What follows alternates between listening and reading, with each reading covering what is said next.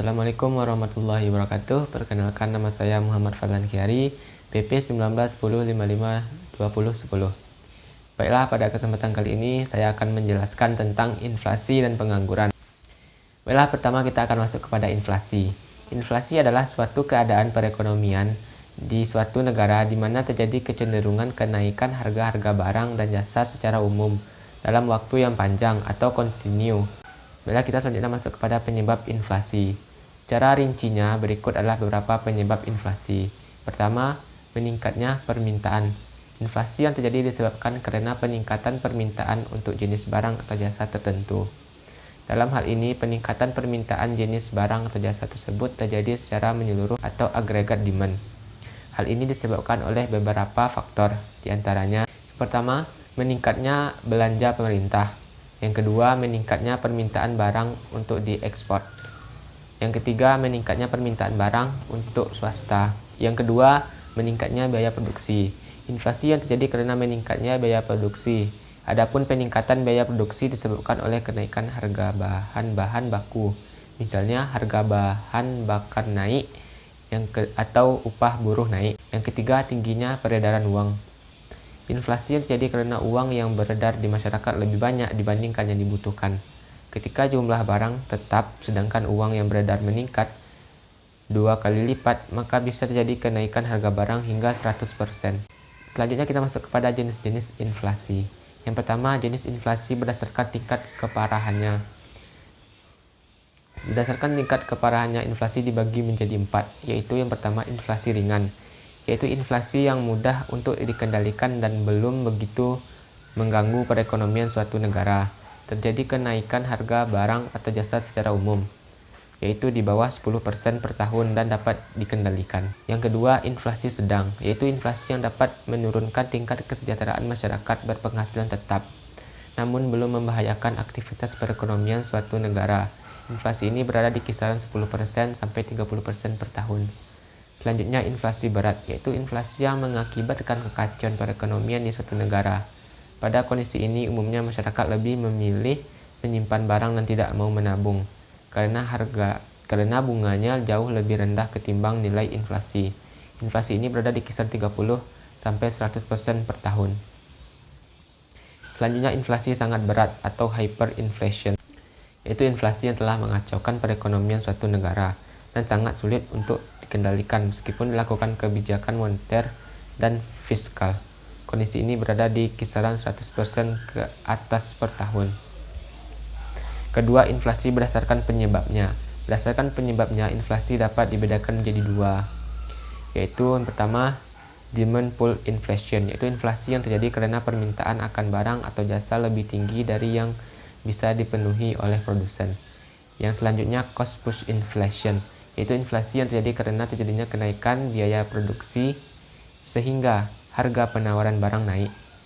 Selanjutnya, bottleneck inflation, yaitu inflasi campuran yang disebabkan oleh faktor penawaran atau faktor permintaan. Yang ketiga, inflasi berdasarkan sumbernya. Dibagi menjadi dua, yaitu pertama, demand inflation, yaitu inflasi yang bersumber dari dalam negeri. Inflasi ini terjadi karena jumlah uang di masyarakat lebih banyak daripada yang dibutuhkan. Inflasi jenis ini juga dapat terjadi ketika jumlah barang atau jasa tertentu berkurang, sedangkan permintaan tetap sehingga harga naik. Selanjutnya, imported inflation, yaitu inflasi yang bersumber dari luar negeri. Inflasi ini terjadi pada negara yang melakukan perdagangan bebas di mana ada kenaikan harga di luar negeri. Contohnya, Indonesia melakukan impor barang modal dari negara lain. Ternyata harga barang-barang modal di negara tersebut naik. Kenaikan harga barang tersebut berdampak bagi Indonesia sehingga mengakibatkan inflasi. Dampak inflasi. Berikut adalah beberapa dampak inflasi secara umum. Yang pertama, dampak inflasi terhadap pendapatan. Inflasi dapat memberikan dampak positif dan negatif terhadap pendapatan masyarakat. Pada kondisi tertentu, misalnya inflasi lunak, justru akan mendorong para pengusaha untuk memperluas produksi sehingga meningkatkan produk perekonomian. Namun, inflasi akan berdampak buruk bagi mereka yang berpenghasilan tetap, karena nilai uangnya tetap, sedangkan harga barang atau jasa naik. Yang kedua, dampak inflasi terhadap ekspor. Kemampuan ekspor suatu negara akan berkurang ketika mengalami inflasi, karena biaya ekspor akan lebih mahal. Selain itu, daya saing barang ekspor juga mengalami penurunan, yang pada akhirnya berpendapatan dari devisa pun berkurang. Yang ketiga, dampak inflasi terhadap minat menabung. Seperti yang telah disebutkan pada pengertian inflasi di atas, pada kondisi inflasi, minat menabung sebagian besar orang akan berkurang. Alasannya karena pendapatan dari bunga tabungan jauh lebih kecil, sedangkan penabung harus membayar biaya administrasi tabungannya. Selanjutnya, dampak inflasi terhadap kalkulasi harga pokok. Kondisi inflasi akan mengakibatkan perhitungan pendapatan harga pokok menjadi sulit, karena bisa menjadi terlalu kecil atau terlalu besar. Persentase inflasi yang terjadi di masa depan seringkali tidak dapat diprediksi dengan akurat. Teori inflasi. Untuk itu terdapat 3 teori inflasi. Yang pertama, teori kuantitas. Seperti yang disebutkan pada pengertian inflasi di atas, semakin banyak yang beredar, maka harga akan naik. Yang kedua, teori Keynes. Menurut teori Keynes, inflasi bisa terjadi ketika suatu golongan masyarakat ingin hidup melebihi batas kemampuan ekonominya dengan membeli barang dan jasa secara berlebihan. Yang ketiga, teori struktural. Inflasi juga dapat terjadi ketika produsen yang tidak mengantisipasi dengan cepat terjadinya kenaikan permintaan akibat bertambahnya penduduk. Selanjutnya kita masuk pada cara mengatasi inflasi. Yang pertama, kebijakan fiskal. Kebijakan fiskal adalah langkah mengatasi inflasi untuk mengaruhi penerimaan dari pengeluaran pemerintah yang memiliki beberapa keuntungan, antara lain. Yang pertama, menghemat pengeluaran pemerintah. Yang kedua, menaikkan tarif pajak. Yang kedua, kebijakan moneter. Kebijakan moneter bertujuan untuk menjaga kestabilan moneter agar dapat meningkatkan kesejahteraan masyarakat. Yang ketiga, kebijakan penetapan persediaan kas. Dengan mengurangi jumlah uang beredar, inflasi dapat ditekan. Bank sentral dapat mengambil keputusan untuk mengurangi uang yang beredar dengan jalan menetapkan persediaan uang yang beredar dan menetapkan persediaan uang kas pada bank-bank. Yang keempat, kebijakan diskonto.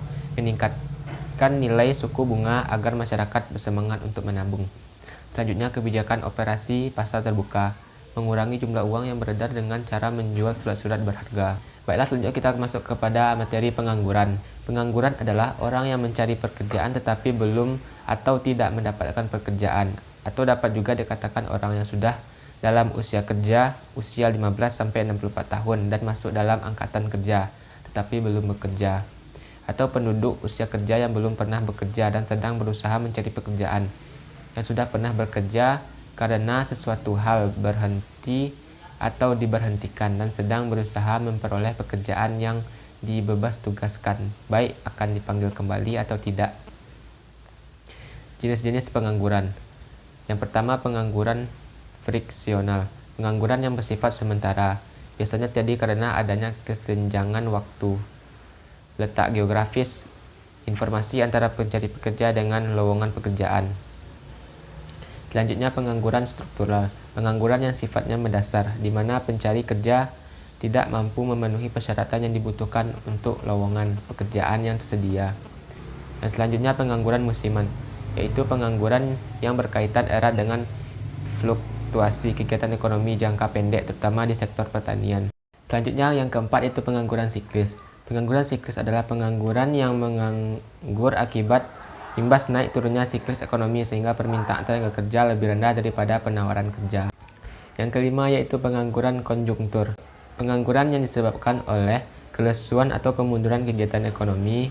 Kemerosotan kegiatan ekonomi ini disebabkan oleh penurunan dalam pengeluaran atas barang dan jasa yang dihasilkan oleh perekonomian tersebut. Kelesuan ini disebabkan oleh faktor dalam negeri berupa masyarakat mengurangi tingkat pengeluarannya atau perusahaan swasta mengurangi investasinya, dan faktor luar negeri berupa penurunan ekspor atau impor yang semakin besar. Selanjutnya kita masuk pada faktor-faktor penyebab pengangguran. Secara umum ada 2 faktor utama penyebab pengangguran. Dari beberapa faktor, yang pertama faktor kemalasan, yang kedua cacat atau uzur, yang ketiga rendahnya pendidikan dan keterampilan. Selanjutnya faktor sistem sosial dan ekonomi. Ketimpangan antara penawaran tenaga kerja dan kebutuhan.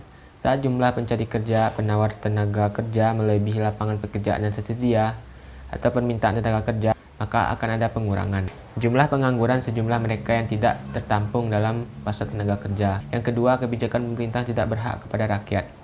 Penyebab kebijakan pemerintah yang tidak berpihak kepada rakyat dan menimbulkan pengangguran baru. Selanjutnya, pengembangan sektor ekonomi non-real. Dalam sistem ekonomi kapitalis muncul transaksi yang menjadikan uang sebagai komoditas yang disebut sektor non-real, seperti bursa efek dan saham perbankan, sistem ribawi maupun asumsi. Sektor ini tumbuh pesat, namun transaksinya bahkan bisa mencapai 10 kali lipat daripada sektor real. Kita masuk kepada pembahasan selanjutnya, yaitu hubungan inflasi dengan pengangguran. Berbanding terbalik, semakin tinggi tingkat pengangguran maka tingkat inflasi semakin rendah, dan sebalik. Semakin tinggi tingkat inflasi maka tingkat pengangguran semakin rendah. Hubungan inflasi dan pengangguran dapat digambarkan dengan kurva Phillips. Demikianlah yang dapat saya jelaskan tentang inflasi dan pengangguran. Apabila salah-salah dalam penyampaian, saya mohon maaf. Assalamualaikum warahmatullahi wabarakatuh.